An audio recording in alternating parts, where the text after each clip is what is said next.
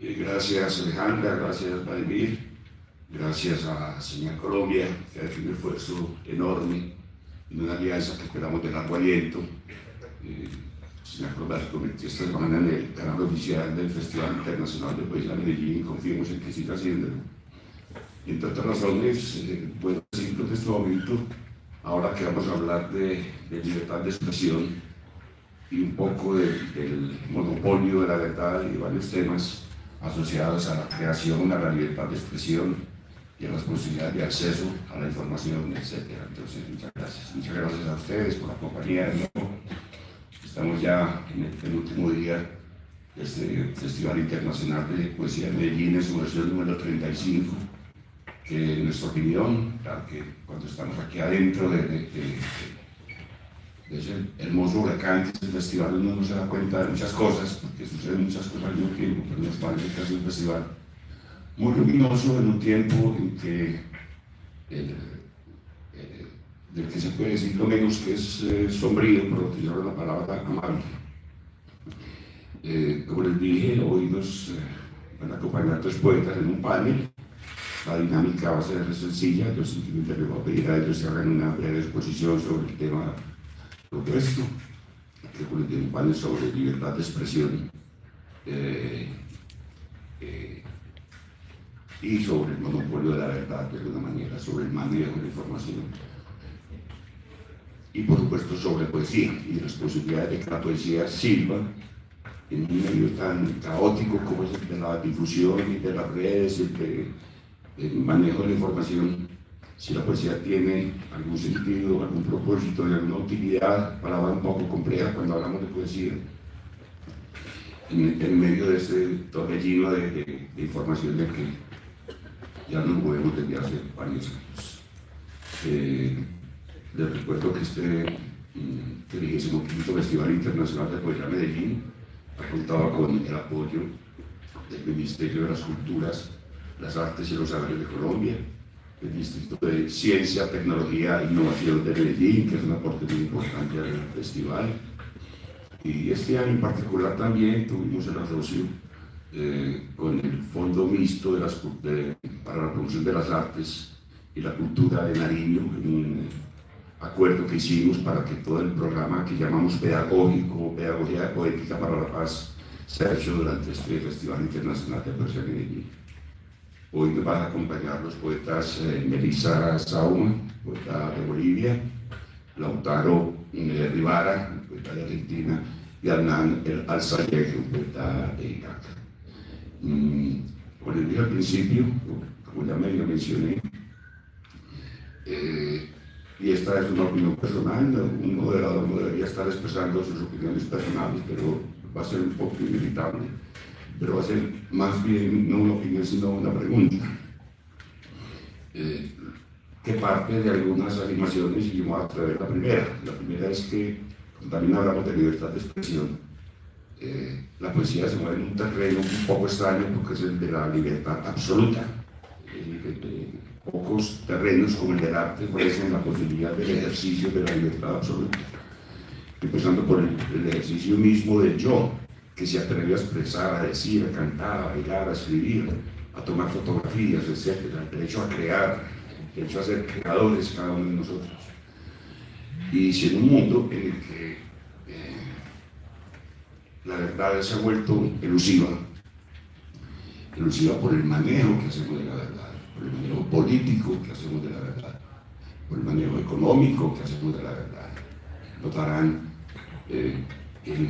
por lo menos en los medios, en los países, el capitalismo que ha logrado su avance y sobre todo el neoliberalismo ha alcanzado el avance que ha alcanzado. Los medios son a su vez propiedad de los dueños de los medios de producción y de los medios financieros, etc. Entonces ya empieza a ser por lo menos sospechoso, también para utilizar una palabra típica, es por lo menos sospechosos que quienes tienen a cargo informarnos, decirnos qué es lo que pasa, darnos siquiera una ventana para asomarnos a la verdad, sean los mismos que tienen el dinero, el capital financiero. Esa es una de las preguntas que yo creo que habría que conversar aquí. También creo que debemos conversar un poco sobre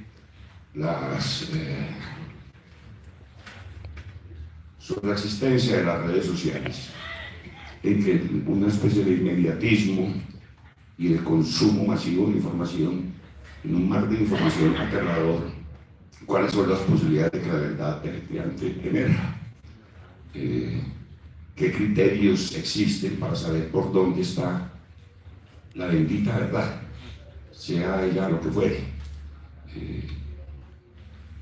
Este mismo evento del que estamos hablando aquí, podemos discutir y tener opiniones distintas, pero nos une al menos el anhelo de la verdad, nos une al menos una especie de base ética, es el deseo de la verdad. Entonces de eso va a ser la conversación de hoy.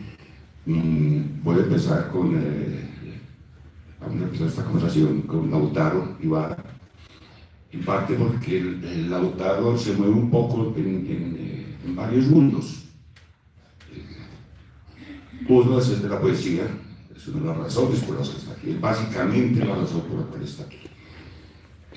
Entre otras cosas porque Lautaro fue uno de los poetas ganadores de una convocatoria internacional que se llama Convocatoria Internacional en homenaje al poeta palestino Mahmoud Darwish, y él fue uno de los ganadores, está aquí como poeta.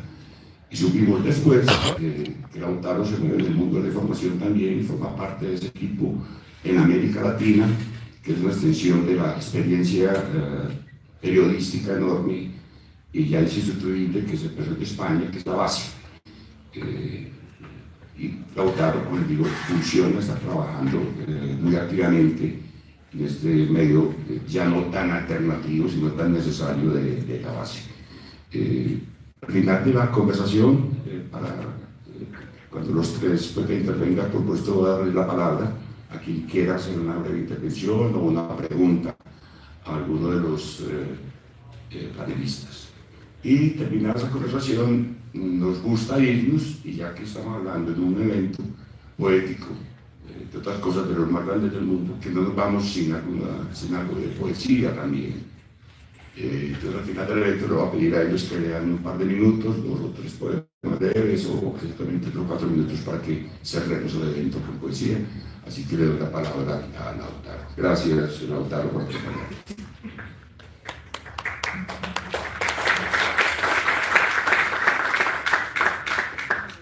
¿Qué tal?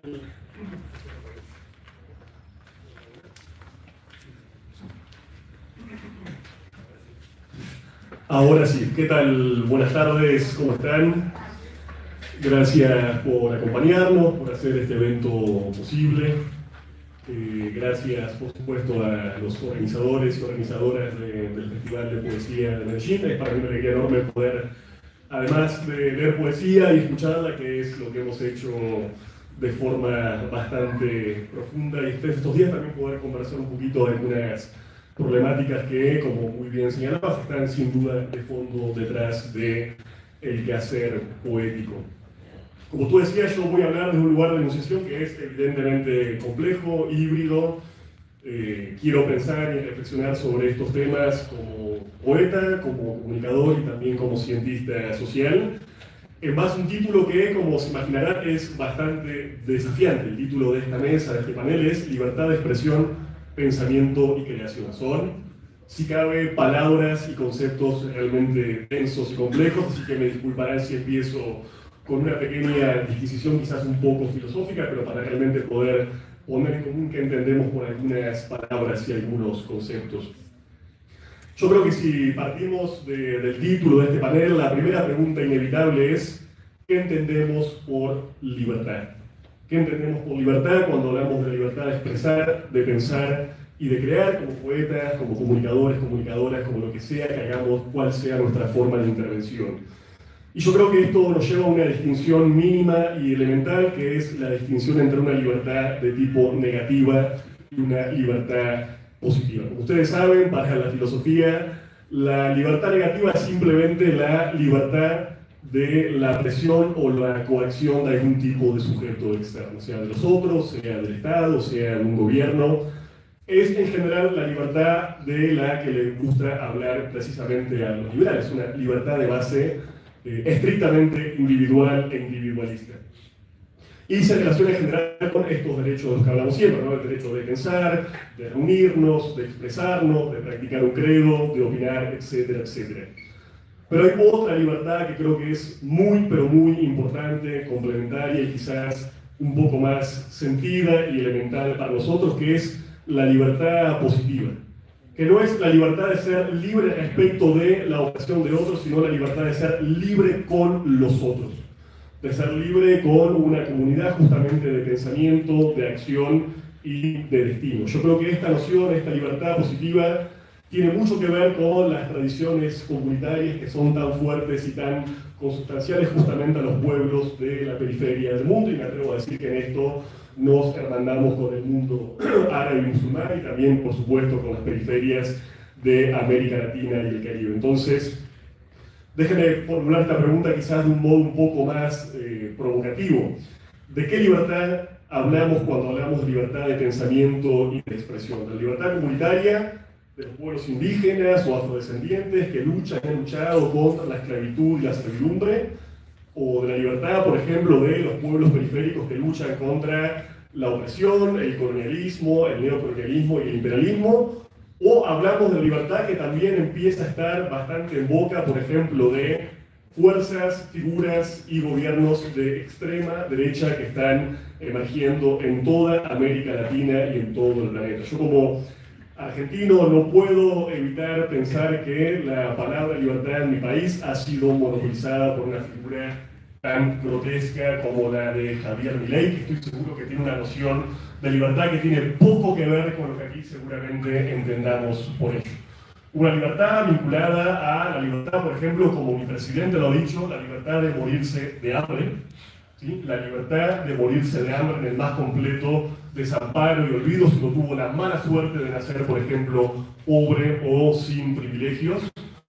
Entonces, insisto, ¿de qué libertad estamos hablando? A mí, por lo menos, en la poesía, en la creación literaria, en el periodismo, me interesa mucho más esta libertad positiva. Obviamente no estoy renegando de la reivindicación mínima de una libertad negativa, en el sentido de que creo que todo poeta, toda poeta tiene derecho a escribir y a expresarse sin por eso tener que sufrir hostigamiento, persecución, exilio, cárcel o incluso muerte, como sigue pasando todavía en muchos lugares del planeta. Pero me interesa también, insisto, pensar en esta libertad positiva, en cómo ser libres con nosotros y las otras. Y también me interesa preguntarme por quiénes son los que no tienen en nuestras sociedades las condiciones materiales mínimas para justamente expresar su humanidad eduquible y expresar toda su capacidad creativa. Estamos en Medellín, voy a decir algo que quizás sea un poco incómodo y molesto, me disculparán, pero también una de mis tareas en la pedagogía es la provocación. Pienso, por ejemplo, en los derechos confiscados de los 9.000, 10.000 habitantes de calles que hay en esta ciudad, que sin duda no tienen como nosotros y nosotras el derecho de expresarse, de expresar sus palabras. Yo me pregunto, ¿cuántos grandes poetas malogrados habrá en las calles de esta o de cualquier gran ciudad latinoamericana y caribeña, justamente, insisto, en relación a esas condiciones materiales y de bienestar mínimos que necesita justamente la creación, insisto, sea literaria o de cualquier otro tipo? Si vamos, por ejemplo, al título de la convocatoria de este maravilloso evento que es el Festival Internacional de Poesía de Medellín, y vamos a esa frase y esa invitación de que la vida emerja liberada del hierro, bueno, yo creo que nos podemos preguntar por el sentido de esta frase. Leemos esta frase como una especie de profecía, como algo que va a venir y llegar independientemente de nuestra voluntad, y que está en ese caso en el terreno de la espera mesiánica o de la espera profética de un tiempo que naturalmente será mejor en el porvenir.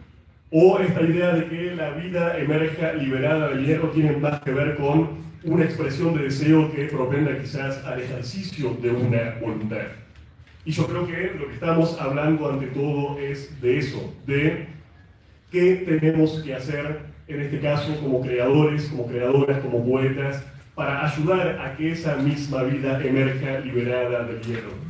Creo que esta idea, esta frase leída como voluntad de alguna forma nos invita a la acción y nos colocan una serie de responsabilidades y deberes que son individuales y son también colectivos.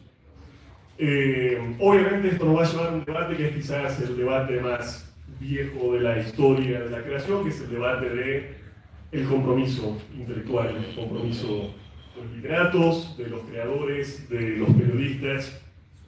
Es una pregunta vieja y quizás lo asumo un poco gastada, pero de alguna forma es, como los viejos clásicos, una pregunta que se sigue renovando y que nos sigue interpelando. Yo, por lo menos en lo personal, cultivo un tipo de poesía que no tengo ningún tipo de problema en calificar como poesía política. Alguien podría pensar que ese es un género absolutamente bastardeado y podría, con razón o no, abominar esa definición, la de una poesía política. Y sin embargo creo que hay buena y mala poesía política, como hay buena y mala poesía contemplativa o amatoria o del tipo que sea. Recuerdo un muy mal libro de poesía política de un tal Pablo Neruda, no sé si lo habrán leído, un libro pequeño, poco conocido, que se llamó exactamente Incitación al Nixoncidio y Alabanza de la Revolución Chilena. Es un libro pésimo, podemos decirlo sin que nadie se ofenda, que es un libro muy pero muy malo, y sin embargo también puedo recordar tremendos poemas políticos de Vladimir Mayakovsky en el caso de Rusia, de Mario Ballera, sus poemas de la zona reina escritos en la selva guatemalteca, cómo olvidarnos, por ejemplo, de César Vallejo y sus poemas dedicados a la Guerra Civil Española, y podría dar muchísimos, pero muchísimos ejemplos. Entonces, creo que tenemos que volver a preguntarnos por cómo nos vinculamos como poetas con este mundo que está, creo yo, lamentablemente en una especie de tránsito acelerado hacia la deshumanización. Yo el otro día en la otra mesa les leí un fragmentito que a mí me gusta mucho de un poema de Atahualpa Yupanqui, que de alguna forma y también provocativamente se burlaba de estos poetas que de tanto mirar la luna, decía Atahualpa, ya no saben mirar, e invitaba a que estos poetas, quizás un poco extremamente, vayan a vivir a la selva a cantar las penas y las miserias de los hacheros. Yo no sé si todos los poetas, todas las poetas tengan que ir a la selva a hacer esto. Quizás me atrevo a reflexionar sobre este tema porque yo sí tuve la oportunidad de vivir no en la selva, sino en los campos de Haití, con el campesinado. Y lo que les podría decir acá es que aprendí muchísimo de esa experiencia. Y no aprendí solamente cuestiones meramente históricas o sociológicas o morales, sino que aprendí mucho en términos estéticos. En mi formación como poeta, haber tenido esa experiencia fue absolutamente fundamental. Para comprender, por ejemplo, la tradición oral de las poblaciones afrodescendientes, a la hora de aprender de la maravillosa estética de la religión vudú, a la hora de comprender el canto, o por ejemplo el lugar del ritmo en la poesía caribeña y afrocaribeña. Yo creo que una pregunta que quizás nos pueda interpelar aquí en relación a la convocatoria de este panel es cómo se vincula un poeta o una poeta con su propio pueblo, con su propia comunidad de origen y su comunidad de destino. Si hablamos, ¿no?, de esta vida liberada del hierro, a mí me viene realmente a la mente los versos de un poeta que fue citado en alguna otra mesa donde yo estuve, en algún panel de lectura, que son los versos de Marwan Makul, un poeta palestino que escribió lo siguiente: para escribir un poema que no sea político, primero debo escuchar los pájaros, pero para escuchar los pájaros, primero deben cesar los bombardeos. Creo que es un verso brutal, creo que dice mucho de las condiciones de la creación en contextos absolutamente límites, como los que hoy están, por ejemplo, viviendo la población palestina. Ustedes saben que numerosos poetas de Palestina han sido asesinados en lo que va de la última escalada del genocidio iniciada por el Estado de Israel en octubre del año 2023. Pero lo mismo podríamos decir de las condiciones de la creación poética en el Congo, en Sudán, en Yemen, en el propio Haití o en tantos otros territorios castigados por las políticas neocoloniales. Entonces creo que, insisto, preguntarse por las posibilidades de la creación tiene que ver primero con preguntarse por las posibilidades de la mismísima vida humana que habilita la creación. Para terminar, les quería comentar, hay un muy bello poema de Jorge Luis Borges, que es realmente muy erudito, quizás lo recuerdes, que se llama Los Justos. Es un poema, ¿alguno lo ha leído? Los Justos de Borges. Es un poema muy bonito, es un poema realmente hermoso, pero es un poema de alguna forma falaz. Porque lo que Borges define como los justos, como las personas justas, son aquellas que él dice que salvan al mundo haciendo simplemente lo que más les gusta hacer y lo que hacen cotidianamente. Desde esa lectura borgiana yo podría sentir que estoy salvando al mundo simplemente haciendo lo que me place o me hace feliz, que es, en este caso, indudablemente, escribir y compartir la poesía.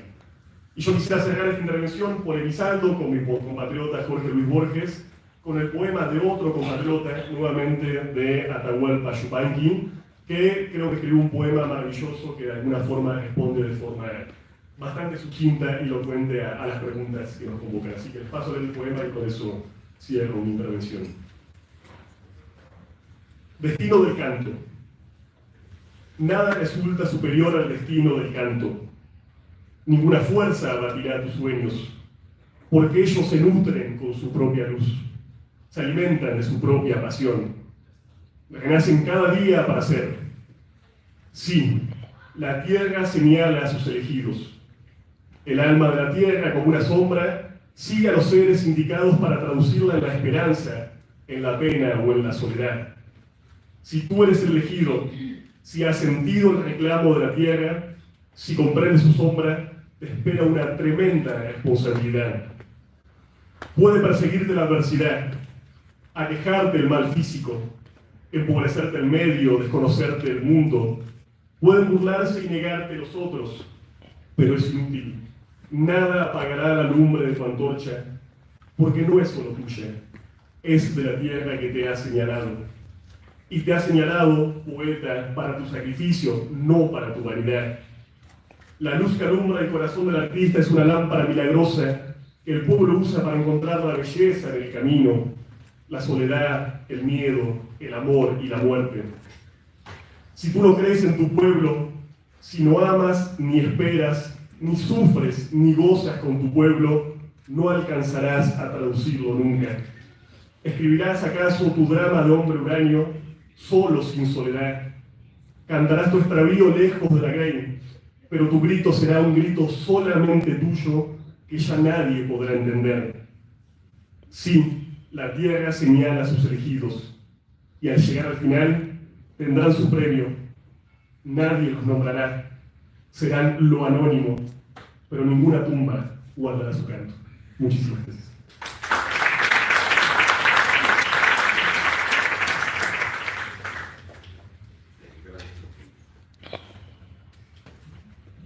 Gracias a ti, Lautaro.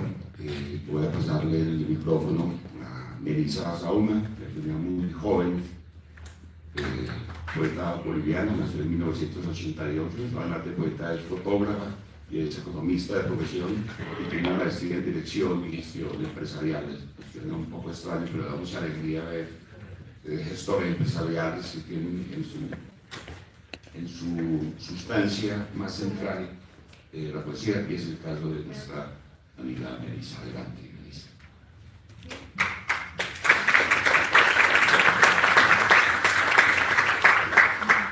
Bueno, muchísimas gracias. Buenas tardes. Gracias a cada una, a cada uno por estar acá.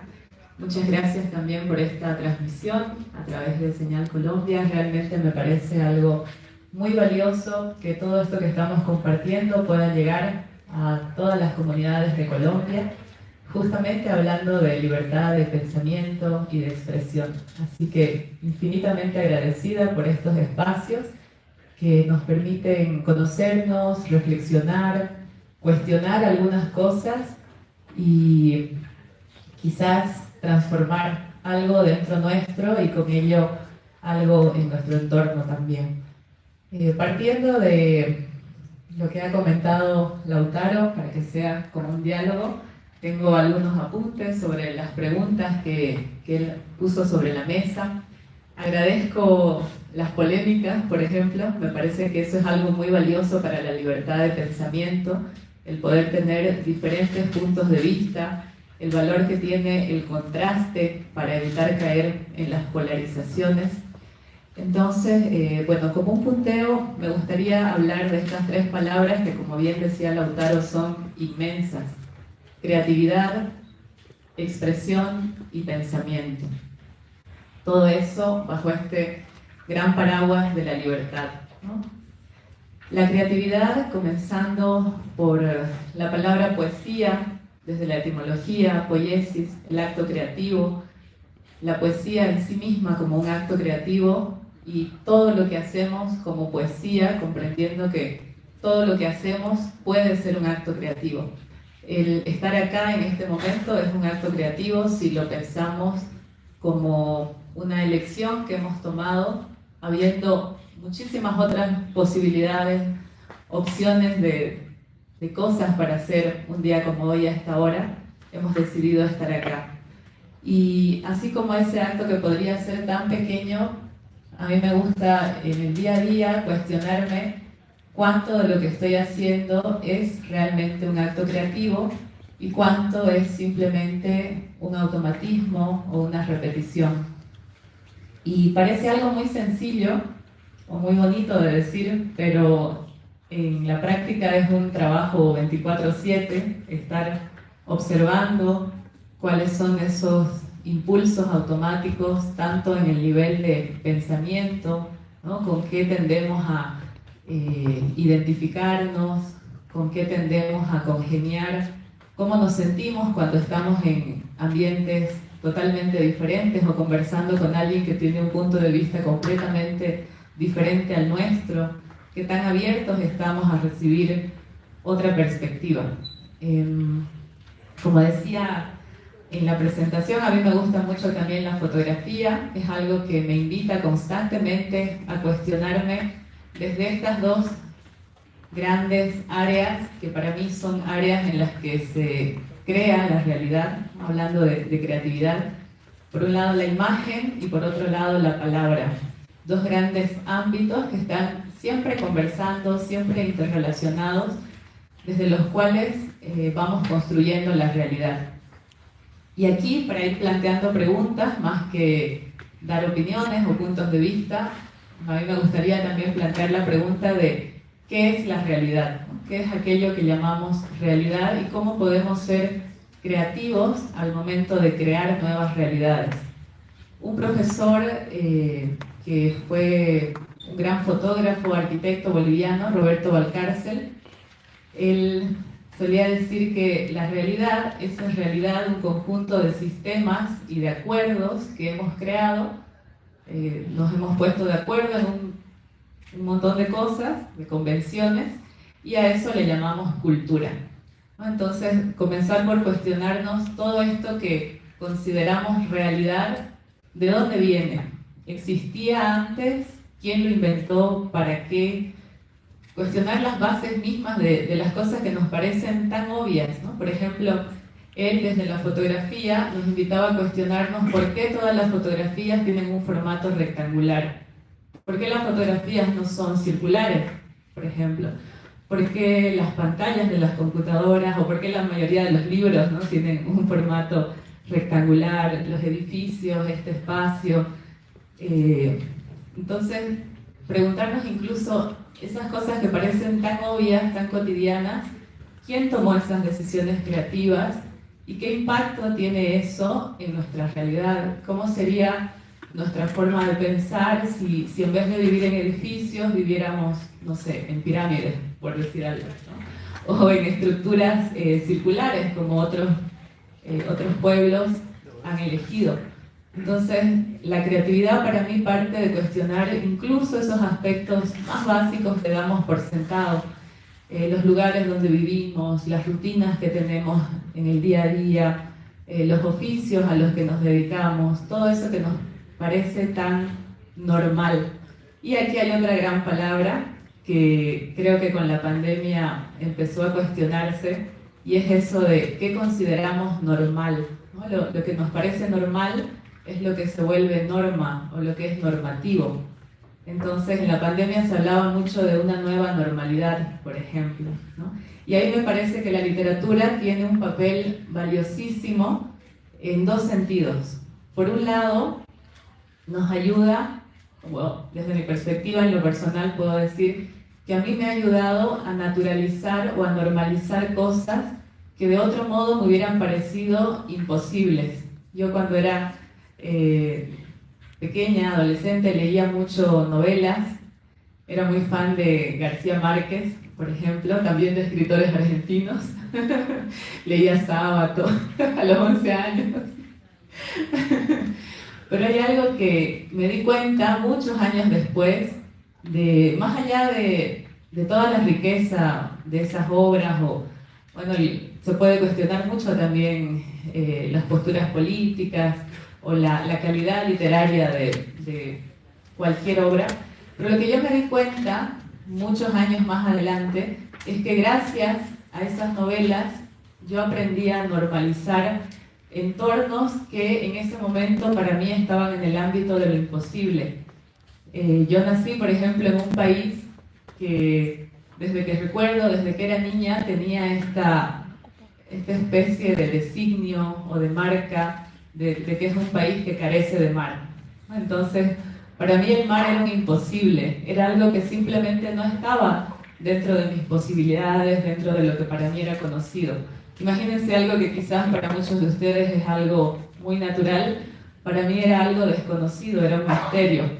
Y gracias a esas novelas de García Márquez en las que hablaba del Caribe colombiano, yo conocí el mar mucho antes de haberlo conocido. Entonces ahí, para mí, la literatura tuvo ese gran regalo de permitirme una experiencia que de otro modo yo no hubiera tenido ese acceso, a través de la lectura, a través de la imaginación. Yo me di cuenta también cuando viajé a Buenos Aires por primera vez y caminaba por San Telmo. Yo dije, yo estuve antes aquí, yo recuerdo estas casas, yo conozco estas calles. Yo había caminado en esos lugares en las novelas de Sábato y yo pienso también, ahora creo eso firmemente, que si yo llegué a esa ciudad fue porque antes esa ciudad estuvo en mi imaginación y fue esa memoria la que me llevó a visitarla. Lo mismo cuando vine a Colombia la primera vez, hace muchos años, visité Cartagena. Tengo ese recuerdo hermosísimo de que fue la primera vez que vi el mar y recuerdo que bajé corriendo del bus y salté y no podía creer que tanta agua estuviera junta. y yo dije, esto yo lo he visto antes, ahora simplemente lo estoy recordando. Entonces la literatura para mí tiene esa magia de que nos permite acceder a mundos que quizás de otra forma no estarían al alcance de nuestra imaginación. Eso por un lado. Entonces nos ayuda a normalizar o a naturalizar lo que no está al alcance de nuestro contexto, ¿no? Que en mi caso era el mar, en otro caso también para mí fue la montaña. Yo vengo de una ciudad donde todo es muy llano. Yo vi por primera vez una montaña cuando tenía 15 años y me quedé quieta ahí frente a la montaña, igual que cuando vi el mar no podía creer de dónde había salido esa inmensidad, ¿no? Entonces, así como eso, quizás para otra persona ese imposible puede ser el verde, para otra persona ese imposible puede ser una familia, el amor, la paz, ¿no? Cada uno puede tener al alcance, más cerca o más lejos, distintos imposibles. Así que creo que la literatura cumple ahí una gran labor. Y por el otro lado, también la literatura nos ayuda a desnaturalizar lo que hemos naturalizado. Es lo mismo en el sentido inverso. La literatura quizás desde la exageración, desde la ironía, desde el mirar las cosas con extrañeza y tocarlas desde nuevos puntos de vista, nos hace poner en evidencia el absurdo al que nos hemos acostumbrado. ¿Por qué nos parece normal que haya personas en la calle, por ejemplo, ¿no? Al punto de que muchas veces ni siquiera las vemos, ¿no? Es como si fueran parte del paisaje. Eso no es natural, ¿no? ¿Por qué nos hemos desensibilizado hasta ese punto? Entonces, la labor ahí quizás de la literatura, que no es por supuesto una obligación, siempre es una elección política también de cada creador, es poner en evidencia eso que hemos asumido como normal y que sin embargo no lo es, no tiene por qué ser normal la guerra o el sufrimiento o el hambre. Yo pienso que ahí también la literatura puede hacer un gran trabajo y tocar ciertos temas que nos ayuden a cuestionarnos. Porque hay algo con la mente, con cómo funciona la mente. Y bueno, yo no he estudiado psicología, pero me gusta muchísimo y soy quizás una observadora del funcionamiento de la mente. La mente tiende a buscar lo conocido y a naturalizar lo que ve repetidas veces, ¿no? Entonces, no porque veamos muchas veces o cada vez más situaciones injustas, estas se vuelven más normales. Ahí creo que, bueno, la literatura puede hacer un gran trabajo.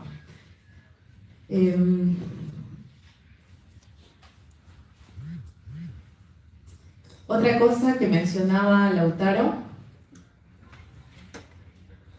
vamos a controlar el tiempo porque por ahí me emociono. Gracias. Ya unos 5 minutitos más. Hablaba algo que me pareció muy interesante, muy importante, hablar de libertades a nivel individual y colectivo, ¿no? Hay esta frase que dice que la libertad de uno, que ya se volvió un poco cliché también, no la voy a decir, pero ya saben de cuál estoy hablando. Pero creo que sí, es muy valioso pensar en eso. A nivel individual, a mí me gusta pensar en la libertad como la posibilidad de elegir, pero hay un tema. Yo podría pensar que tengo la posibilidad de elegir, por ejemplo, si voy a una cafetería y ahí está este meme de Starbucks, ¿no? Donde hay infinitas posibilidades de elegir y hay café descafeinado, con crema, deslactosado, ¿no? Azúcar morena, blanca. Entonces hay la ilusión de que estamos eligiendo dentro de un infinito abanico de posibilidades que nos da una empresa, ¿no? Entonces esa es la ilusión de la libertad. Y lo otro es ampliar ese esquema y quizás cuestionarme ¿por qué consumo café? ¿Porque nací en Colombia? ¿O porque me gusta? ¿O porque mi familia lo hacía? ¿O porque, qué sé yo, estoy poniendo un café? Creo que no debía haber puesto ese ejemplo. O el mate, los argentinos, ¿no? ¿Verdad?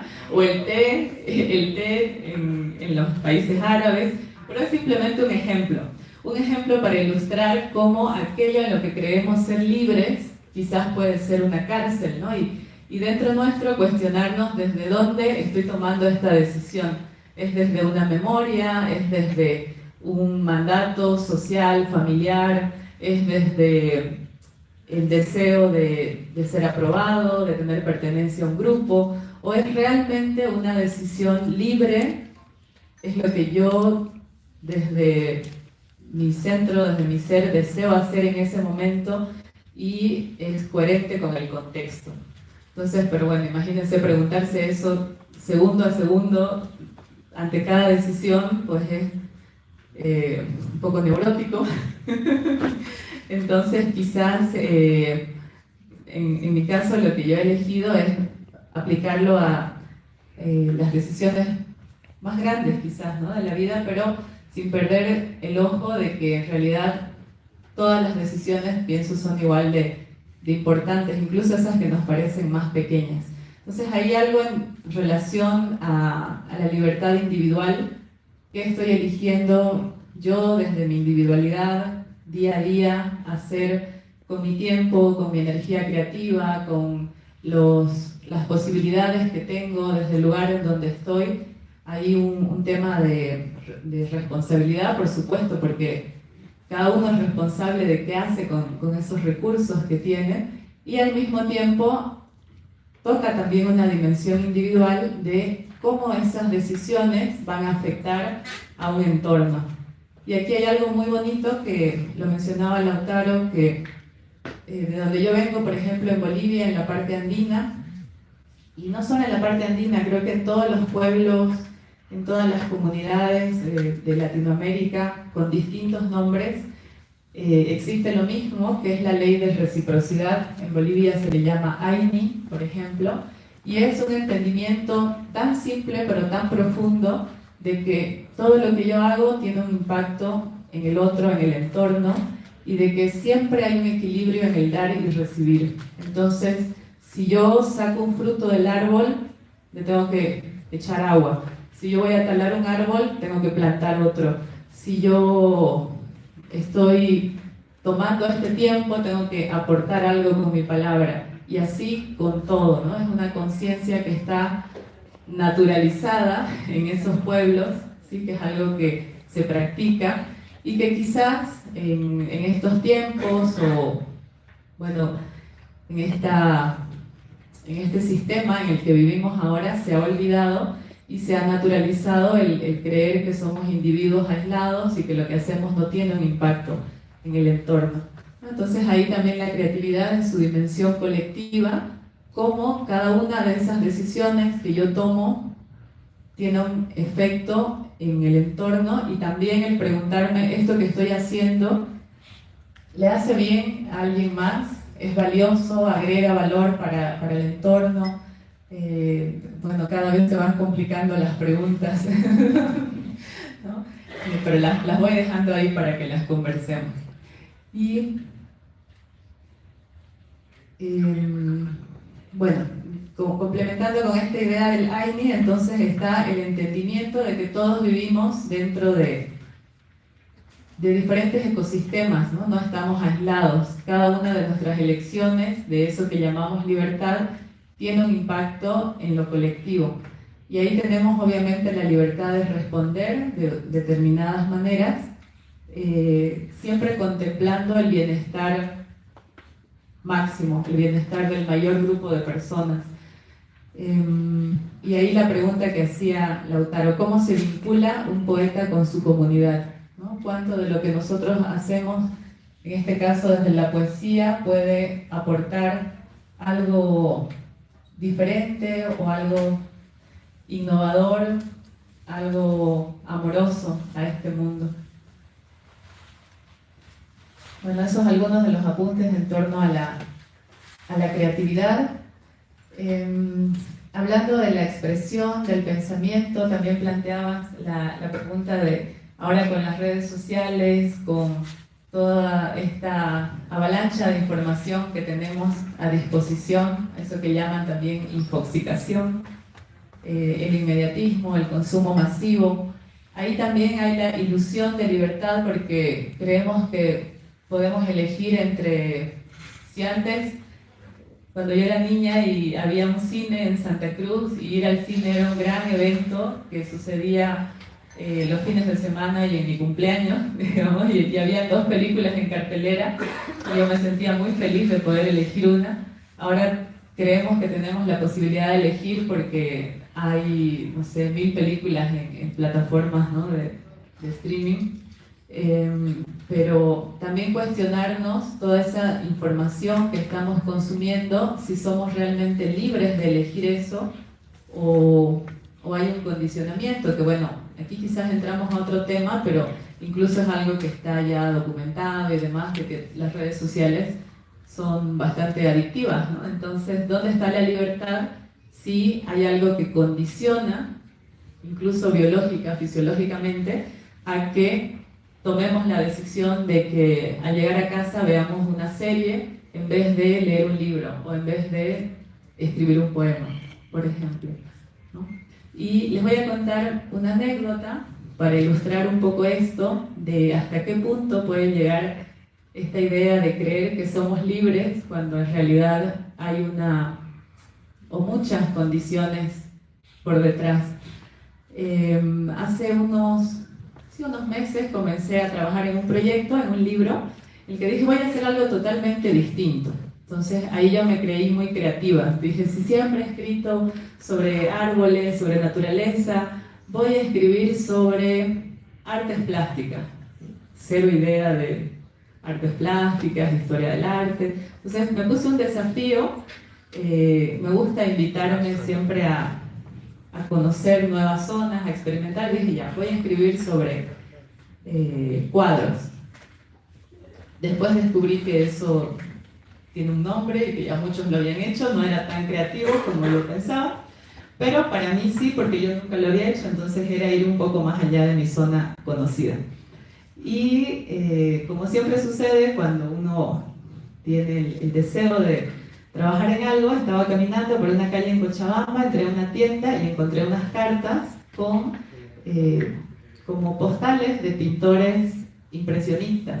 Entonces dije, este es el juego perfecto. Me compré 2 mazos de cartas y cada día sacaba una carta, me sentaba en mi escritorio y decía, a ver, ¿qué voy a escribir de este cuadro? De un lugar que no tengo idea dónde es, de un paisaje al sur de Francia, de un jarrón de flores que nunca he visto en mi ciudad. Entonces ahí ya había un elemento creativo, según yo, de escribir sobre algo nuevo.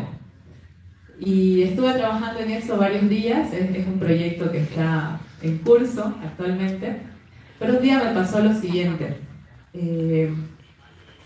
Era además un juego muy interesante porque cuando sacaba una carta con un cuadro, yo buscaba quién era el autor, el nombre, investigaba un poco la historia de este cuadro. Entonces era un poco como un juego. Y un día cuando saco una de las cartas, tenía una casa en el primer plano y al fondo unas personitas. Y escribí un poema acerca de los bañistas. Días después saco otra carta y me di cuenta que era el mismo cuadro, pero un poco más allá, digamos, ¿no? O sea, otra toma del mismo cuadro. Y entonces cuando veo otra vez en primer plano la casa, recién en ese momento, días después, me di cuenta que la anterior vez no había visto la casa. Es decir, saqué un cuadro que tenía una casa en primer plano y elegí escribir sobre los bañistas que estaban al fondo, que eran así como unos puntitos. Y ahí me cuestioné y dije, ¿por qué no vi la casa? Y bueno, hay un tema para mi terapeuta. Pero entonces cuestionarme, claro, ¿por qué viendo algo no lo veo? ¿No? Y lo mismo podría ser, ¿por qué si leo algo realmente no lo estoy leyendo? ¿Por qué? Por lo que les decía hace un momento, la mente, en toda su maravillosa arquitectura, tiende a ver lo que quiere ver, lo que le conviene ver, lo que le gusta ver. Entonces, claro, ahí me tocó investigar por qué yo no quería ver una casa.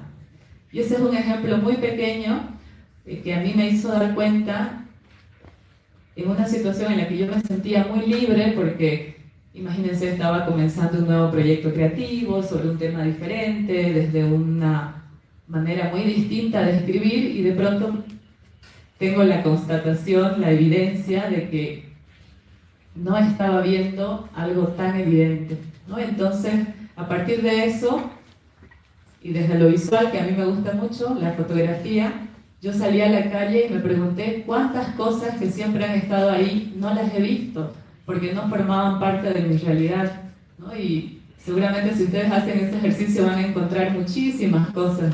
Yo cuando voy a veces conduciendo, suelo ver una ruta y cuando voy caminando digo, uy, ¿de dónde salió este edificio? No lo había visto y paso por acá todos los días, ¿no?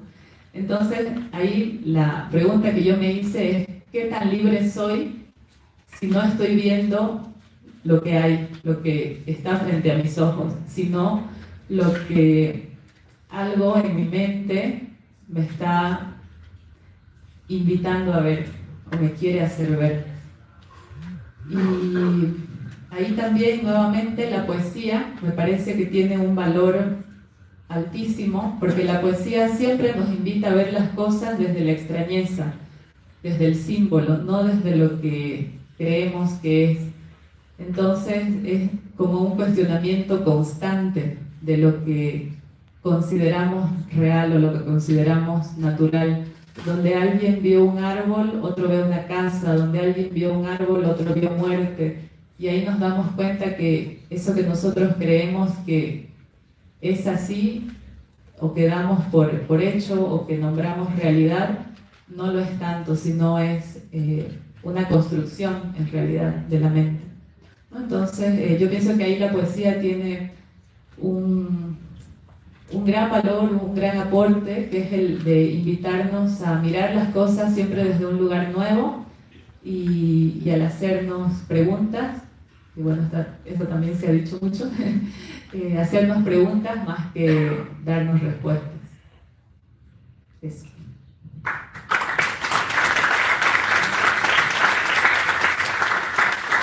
Gracias, Melissa. No sé ustedes, pero yo aquí veo con la sensación, o con la extraña sensación de que no sé si la libertad con la que entré es la misma con la que voy a salir de aquí, o por lo menos si mi noción de libertad es la misma cuando entré que cuando salga de este recinto. Eso ya es un plus. Lamento la expresión un plus aquí, pero bueno. Y creo finalmente que hablando de lo que hemos hablado, libertad de expresión, etcétera, de información, también ha habido aquí una conversación sobre ética de alguna manera, tanto en la intervención de Lautaro como en la de Melissa. Se mencionó en varias ocasiones el otro, ese otro, que los dos mencionaron también de esos seres a los que el infortunio pareciera haber señalado sin que a nosotros nos importe.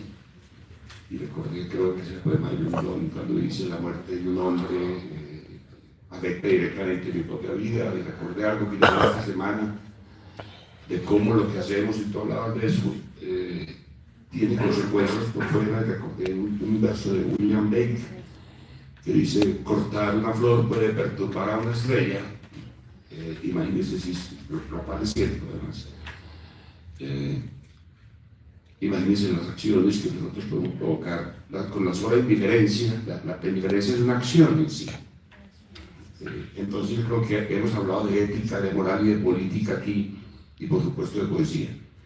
Y para continuar y cerrar las intervenciones de los poetas invitados, sí voy a leer un breve renglón de la ficha de Adnan Al-Sayed, entre otras razones porque él es uno de los poetas, lamentablemente muchos poetas en el mundo que ejerciendo la libertad de creación fueron víctimas por haber ejercido esa libertad de creación. Adnan tuvo que huir de su país, estuvo condenado a muerte por algo, por parte de la obra que escribió, vivió exiliado, de hecho ya no está en su país. Yo no voy a leer, pero menciono esta cosa que pareciera una anécdota. No lo es, forma parte sustancial de la vida de Adnan, de una parte, pero de cientos de escritores en Libia, en Yemen, en Colombia, en todas partes. Pero digamos, lo que ha pasado en Palestina, la cantidad de periodistas, poetas, escritores, artistas asesinados, etc. En el caso de Adnan tuvimos la suerte, la fortuna, de que no se ejecutó esa pena de muerte a la que estuvo condenado. Adnan, mil gracias y bienvenido.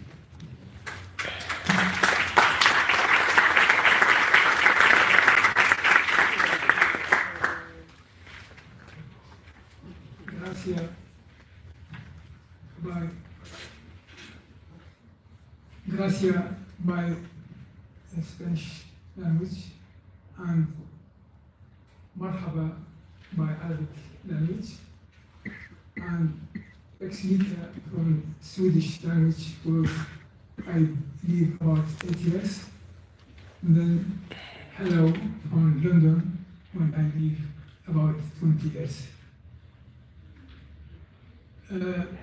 While I came here to listen for the freedom subject, I show my friend, this is my book, publisher 2017. The first poem is about freedom. I would like to start with it.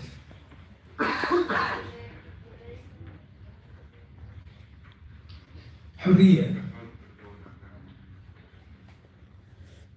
Es que una vez que Adnan hable, vamos a tener la interpretación a cargo de James Gardner, que va a ser,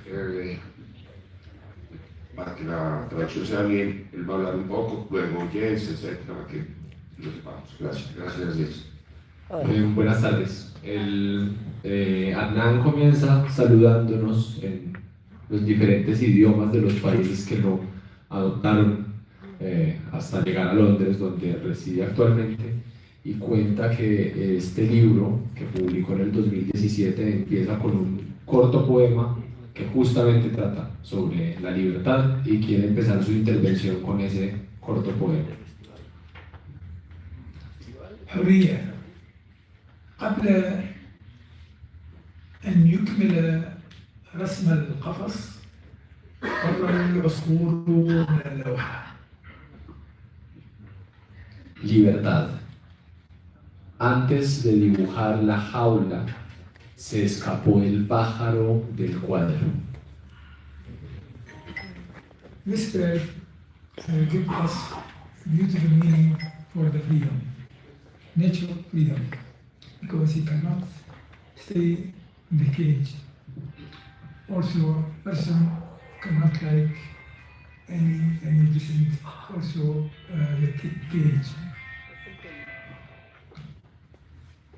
Este poema nos da una noción muy bella de la libertad, que nos muestra que a la naturaleza le gusta la libertad, o que la naturaleza es igual a la libertad como el pájaro que no puede estar en la jaula, y a las personas tampoco les gusta estar en jaulas. When I was young, first experience for the reading and writing, I have good two important sentences. I wrote it and put in my library in my home. Cuando estaba en Irak y estaba todavía con mi oficio de leer y escribir, escribí una frase importante que imprimí y puse en mi librería. When my Ritsos, Greek poet Ritsos, he say, the freedom is the first. Freedom is the first. The first one. The first. Ya, sí. Lo primero. Libertad es lo primero. Es una frase del poeta griego, Ritsos, Isus, Greek poet. el poeta lírico griego, que dice: la libertad es lo primero.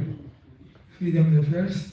And the second sentence from Jean-Paul Sartre, he say the creative, the freedom is very, very important for any creative in all the world. Y la segunda frase importante en la librería, que es de Jean-Paul Sartre, dice que la libertad creativa es lo más importante para cualquier creación en el mundo.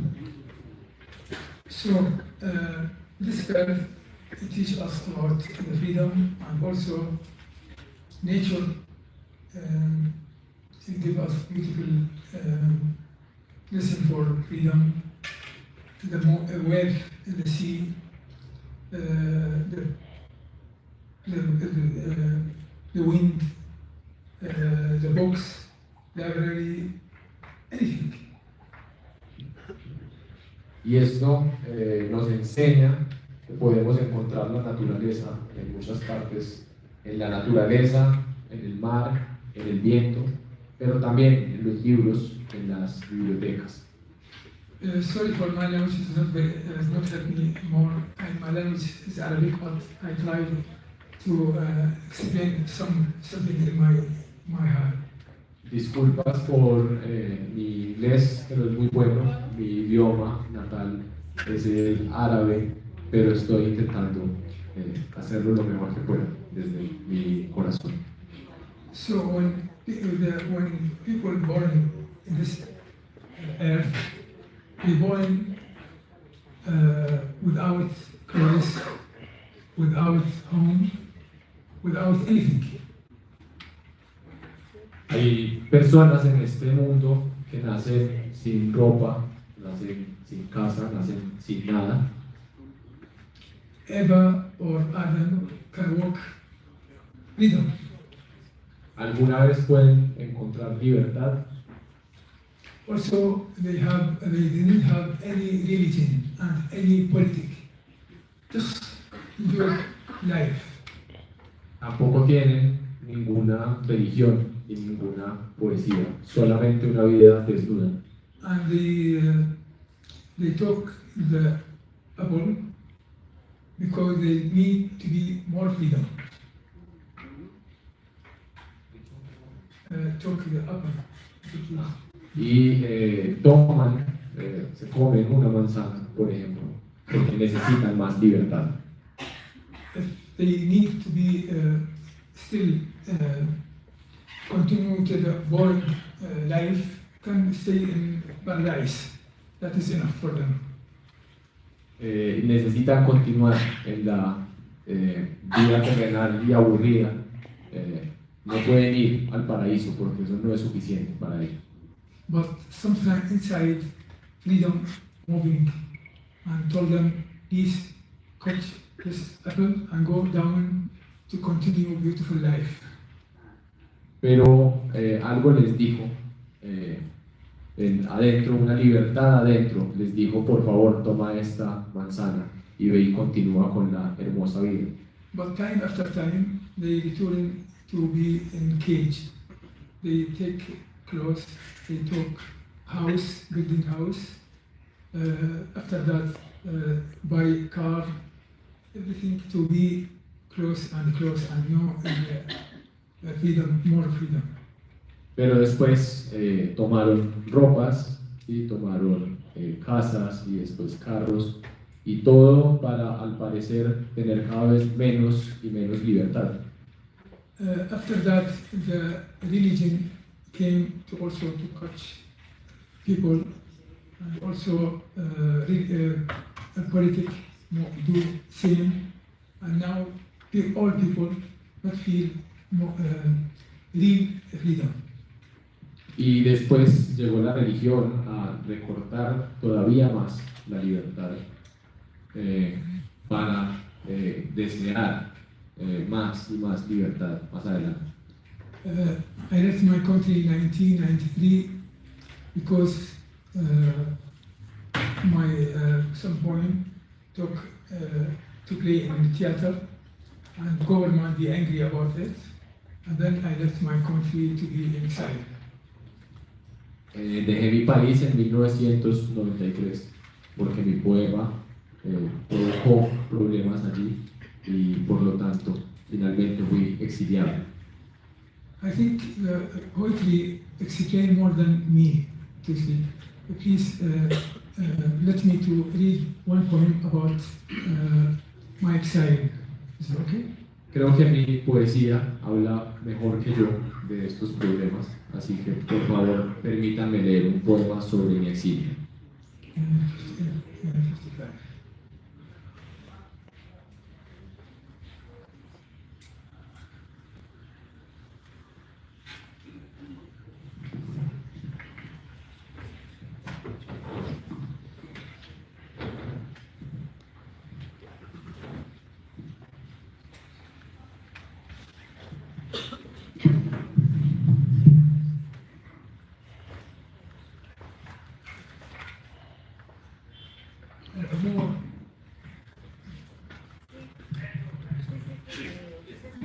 العبور إلى المنفى. أنين القطار يثير شجر الأنفاق حادرا على سكة الذكريات الطويلة، وأنا مسمر للنافذة بنصف قلب، تارك النصف الآخر على الطاولة، يلعب البوكر مع فتاة حسيرة الفخذين تسألني بعلم وذهول لماذا أصابعي متهرئة كخشب ثوابيت المستهلكة وعجولة كأنها تخشى أن لا تمسك شيئا، وأحدثها عن الوطن واللافتات والاستعمار وأمجاد الأمة والمضاجعات الأولى في المراحيل، فتميل بشعر لطيف على دموعي ولا تبكي. وفي الركن الآخر ينثر موزارت توقيعاته على السهول المغطاة بالثلج. وطني حزين أكثر مما يجب، وأغنياتي جامحة وشرسة وخجولة، سأتمدد على أول رصيف أراه في أوروبا رافعا ساقي أمام المارة لأريهم ملقات المدارس والمعتقلات التي أوصلتني إلى هنا. ليس ما أحمله في جيوبي جواز السفر، وإنما تاريخ قهر، حيث 50 عاما ونحن نشتر العلف والخطابات وسجائر اللف، حيث نقف أمام المشانق نتطلع إلى جثتنا الملولحة، حيث 50 عاما ونحن نشتر العلف والخطابات وسجائر، نقف أمام المشانق نتطلع إلى جثتنا الملولحة ونصفق للحكام خوفا على ملفات أهلنا المحفوظة في أقوية الأمن، حيث الوطن يبدأ بخطاب الرئيس وينتهي بخطاب الرئيس، مرورا بشوارع الرئيس وأغاني الرئيس ومتاحف الرئيس وأستغل الرئيس ومكارم الرئيس وأشجار الرئيس ومعامل الرئيس وصحب الرئيس وأستغل الرئيس وغيوم الرئيس ومعسكرات الرئيس وتماثيل الرئيس وأفران الرئيس وأنماط الرئيس ومحلات الرئيس ومدارس الرئيس ومزارع الرئيس وطقس الرئيس وتوجيهات الرئيس. ستحدق طويلا في عيني الممتلتين بالمطر والبصار وتسألني من أي بلاد أنا.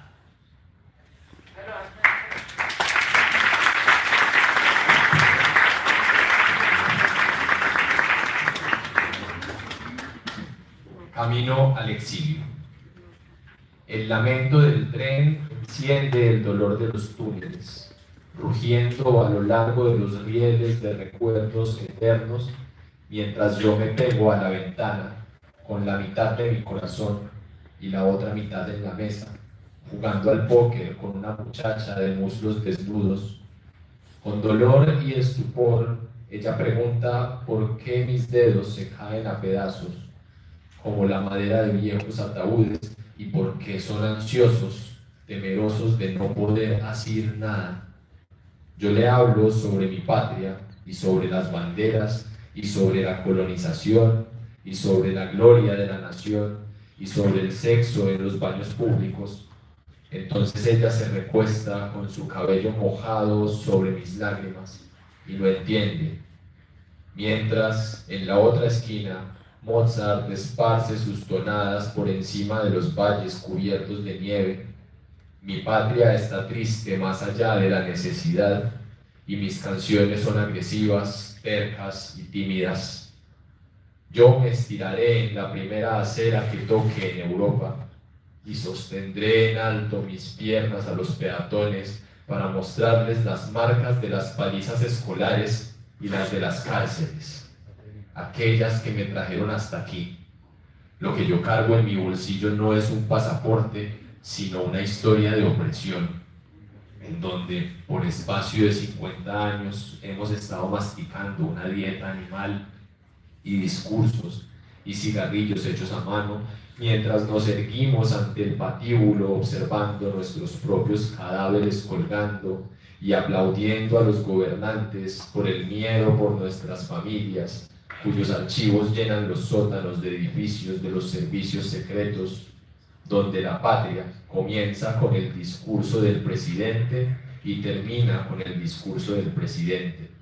Y en medio de esto están las calles del presidente, las canciones del presidente, los museos del presidente, los regalos del presidente, los árboles del presidente, las fábricas del presidente, los periódicos del presidente, el establo del presidente, las nubes del presidente, las botas de campo del presidente, las estatuas del presidente, las panaderías del presidente, las medallas del presidente, las amantes del presidente, las escuelas del presidente, las granjas del presidente, el agua del presidente, las órdenes del presidente. Ella mirará fijamente durante mucho tiempo a mis ojos lluviosos, humedecidos de saliva. Entonces preguntará: ¿de qué país eres tú?